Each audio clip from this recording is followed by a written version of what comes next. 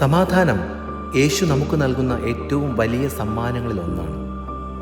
ഉയർത്തെഴുന്നേറ്റ് യേശു ശിഷ്യന്മാരോട് ആദ്യമായി പറഞ്ഞ വാക്കുകൾ നിങ്ങൾക്ക് സമാധാനം എന്നാണ്. യോഹന്നാൻ 20:19.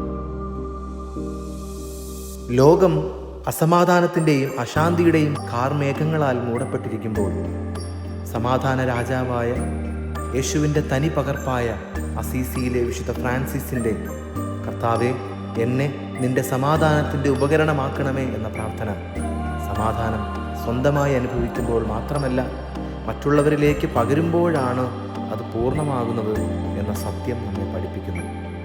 ശത്രുത ഉള്ളിടത്ത് സ്നേഹം വിതറാനും, വൈരാഗ്യമുള്ളിടത്ത് ക്ഷമ കൊണ്ടുവരുവാനും, കലഹമുള്ളിടത്ത് ഐക്യം സ്ഥാപിക്കാനും നാം വിളിക്കപ്പെട്ടവരാണ്. ഫ്രാൻസിസ്കൻ ആധ്യാത്മികതയുടെ അന്തസത്ത സമാധാനം സ്ഥാപിക്കലാണ്. വിശുദ്ധ ഫ്രാൻസിസിൻ്റെ എല്ലാ ആശംസകളും ആരംഭിച്ചത് പാക്സ് എത്ത് ബോണും എന്ന വാക്കോടുകൂടിയാണ്. അദ്ദേഹത്തെ സംബന്ധിച്ചിടത്തോളം സമാധാനം സംഘർഷത്തിൻ്റെ അഭാവമല്ല, മറിച്ച് ക്രിസ്തുവിലൂടെയുള്ള അനുരഞ്ജനമായിരുന്നു.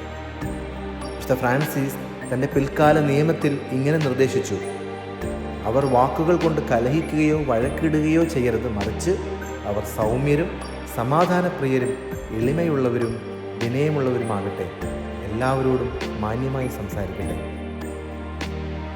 സഭ ഈ പൈതൃകത്തെ ഇപ്പോഴും അംഗീകരിക്കുന്നു. ഫ്രാൻസിസിൻ്റെ അസീസി നഗരം സമാധാനത്തിൻ്റെയും മതാന്തര സാഹോദര്യത്തിൻ്റെയും ആഗോള പ്രതീകമായി തുടരുന്നു. അതിനാലാണ് 1986 വിശുദ്ധ ജോൺ പോൾ II അസീസി എന്ന നഗരത്തെ ലോക സമാധാന പ്രാർത്ഥന ദിനത്തിൻ്റെ സ്ഥലമായി തിരഞ്ഞെടുത്തത്. ദൈവമേ, എന്നെ അങ്ങയുടെ സമാധാനത്തിൻ്റെ ഒരു ഉപകരണമാക്കണമേ എന്ന് തുടങ്ങുന്ന ഫ്രാൻസിസ് പുണ്യവാളൻ്റെ പ്രാർത്ഥന സമാധാനത്തിന് വേണ്ടി നിലകൊള്ളാനുള്ള നമ്മുടെ ദൗത്യം ഓർമ്മിപ്പിക്കുന്നു.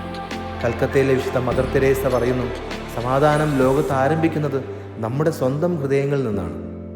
ഇന്ന് നമ്മുടെ കുടുംബങ്ങളിലും സമൂഹത്തിലും സഭയിലും പലവിധ വിഭജനങ്ങളും വേദനകളും കാണുന്നു. ഈ സാഹചര്യത്തിൽ വാക്കുകളിലൂടെയും പ്രവൃത്തികളിലൂടെയും സമാധാനം വിതറുന്ന ഉപകരണങ്ങളാകാൻ ദൈവം നമ്മെ വിളിക്കുന്നു. ഈ നോമ്പുകാലത്തിൽ നമ്മുടെ ചെറിയ സ്നേഹപ്രവൃത്തികളും ക്ഷമയും വിനയവും ലോകത്തെ മാറ്റുന്ന ദൈവിക ഉപകരണങ്ങളാകട്ടെ.